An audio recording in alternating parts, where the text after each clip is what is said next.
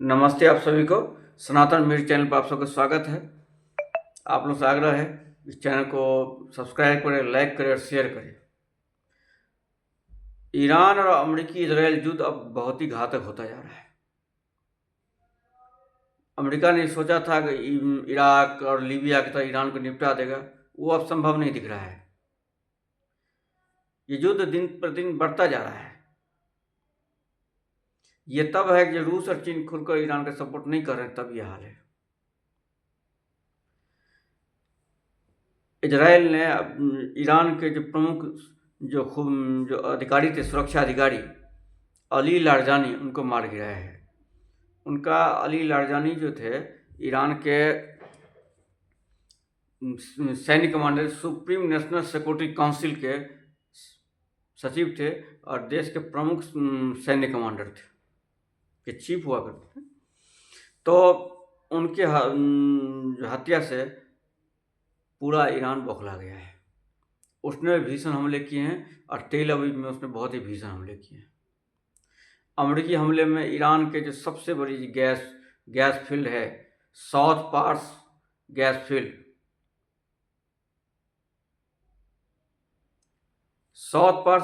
जो है वो एक तरह से दुनिया की सबसे बड़ी गैस फील्ड मानी जाती है। इस हमले से पूरा दुनिया भौचक्का रह गया है कि उसको लगता है कि गैस की किल्लत तो अभी है ही, उस पर से अगर इस ऐसे हमले हुए तो ये गैस की किल्लत और बढ़ती जा रही है। भारत में अगर इस गैस फील्ड पर की स्थिति खराब होती है तो पीएनजी की सप्लाई भी रुक सकती है। जो सरकार अभी नए नए आदेश दिए हैं, जिसकी हम चर्चा बाद में करेंगे, तो उसमें भी संकट आ सकती है। भारत सरकार के विशेष आग्रह पर ईरान ने शिवालिक और नंदा देवी, ये 2 जहाज को आने दिया, जिससे भारत में थोड़ा बहुत गैस सिलेंडर के लिए राहत मिलेगी। लेकिन अगर ये युद्ध लंबा खींचेगा तो स्थिति और ही बिगड़ती जाएगी। अमेरिका जो सोच रहा था कि जैसे इराक और लीबिया की तरह ईरान को निपटाएंगे, उतना सरल नहीं है। ईरान क्षेत्रफल से 16,48,000 की विशाल देश है। जो भारत अभी है उसका लगभग आधा है और उसके अधिकतर चारों ओर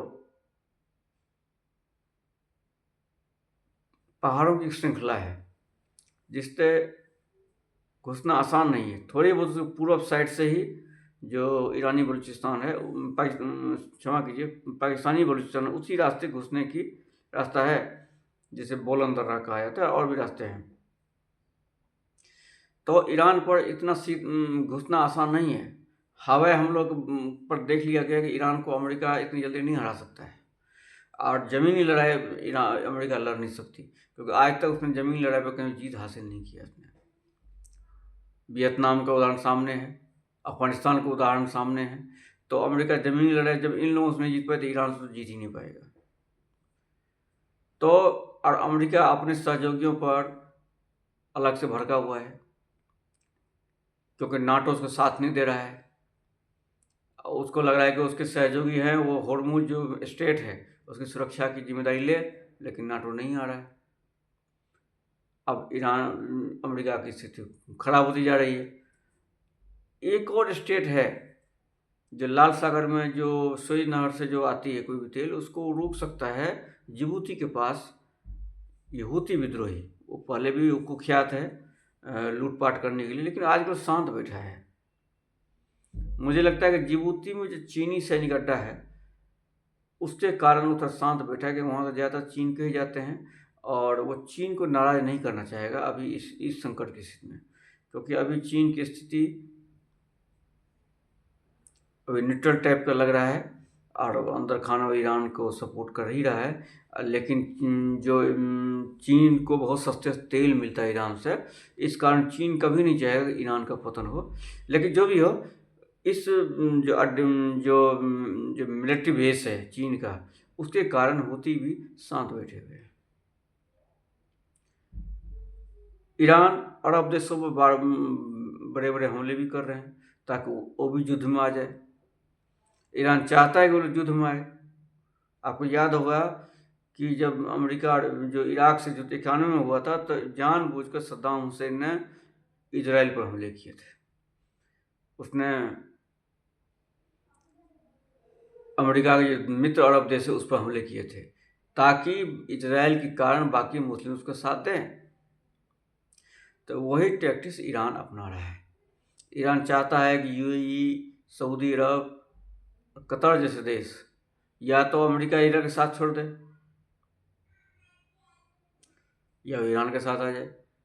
तो लेकिन वो किसी भी हालत में ये देश कभी भी ईरान के विरुद्ध नहीं लड़ सकते, क्योंकि इजराइल के साथ में है।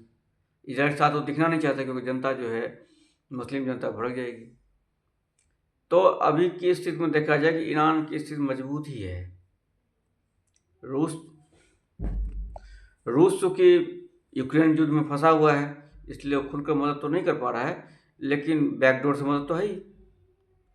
तो अमेरिका यूं सेना देकर ईरान को निपटा नहीं पाएगा। अब असली मुद्दे पर आते हैं कि अगर ये युद्ध लंबा है तो अब भारत में गैस की समस्या बढ़ती जा रही है।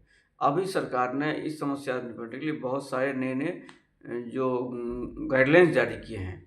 उस गाइडलाइंस में एक जो महत्वपूर्ण है कि लोगों को बताया जा रहा है, कि बार बार आग्रह किया जा रहा है कि जिनके घर के पास पीएनजी कनेक्शन चला गया है वो उसको स्विच करें एलपीजी वाला और पीएनजी में जाए।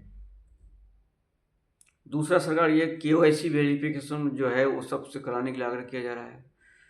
सरकार के पैनिक में जो लोग बहुत ज़्यादा जो गैस सिलेंडर बुक कर रहे हैं वो कम करें।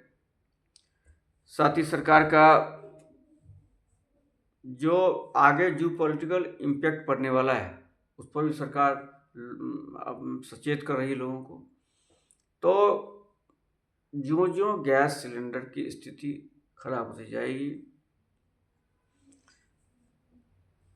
लोगों में जो है पैनिक बढ़ता जाएगा, क्योंकि जो एलपीजी सिलेंडर है वो सीधे सीधे लोगों के घरों से जुड़ा हुआ है।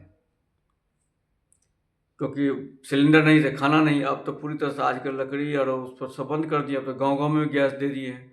अब ये जो उज्ज्वला योजना जो चलाई थी मोदी जी ने, उस उज्ज्वला योजना का घर घर पहुंच गया गैस सिलेंडर। तो अब लोगों ने चूल्हे पर खाना बनाना वो भी छोड़ दिया है। अब तो सब गैस पे बना रहे हैं, और गैस नहीं मिलेगी तो लोग खाएंगे क्या। अब गांव में भी लोग अधिक पशुपालन नहीं करते हैं, तो उसके गोबर उपले भी कम रहता है, अधिक नहीं रहता है। ऊपर से लकड़ी भी आजकल नहीं मिलता है, तो खाना बनाने की समस्या गंभीर सी हो जाएगी। क्योंकि पहले तो पेट पूजा है, फिर काम दूजा। इसलिए गैस की स्थिति जो गैस सिलेंडर एलपीजी की स्थिति दिन से दिन भयानक होती जाएगी अगर ये युद्ध चलता रहा। तो सरकार इस बारे में पूरी तरह से तैयारी कर रही है, लोगों को सचेत कर रही है। कठिनाई ये है कि भारत जैसे देशों में तेल की तरह गैस की ज़्यादा माइंस नहीं है। ईरान गैस का बहुत बड़ा प्रोड्यूसर है, और कतर गैस का बहुत बड़ा प्रोड्यूसर है। इसलिए संसार का सबसे धनी देश माना जाता है गैस के कारण ही।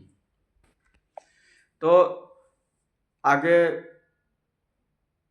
जितना स्थिति क्या बनेगी, उसमें सरकार क्या एहतियात करेगी, इस पर बहुत सारा निर्भर करती है। हालांकि मोदी सरकार इस मामले में तो अच्छा है, जिस तरह से उन्होंने कोरोना में भी संकट समय उसने बहुत मुस्तैदी काम किया था। इसलिए मुझे विश्वास है कि वो जो एलपीजी मामले में सरकार पूरी तरह से जनता को कठिनाई में डालने से बचा कर रखेगी। आगे पर हमारी नज़र बनी रहेगी। तब तक के नमस्ते।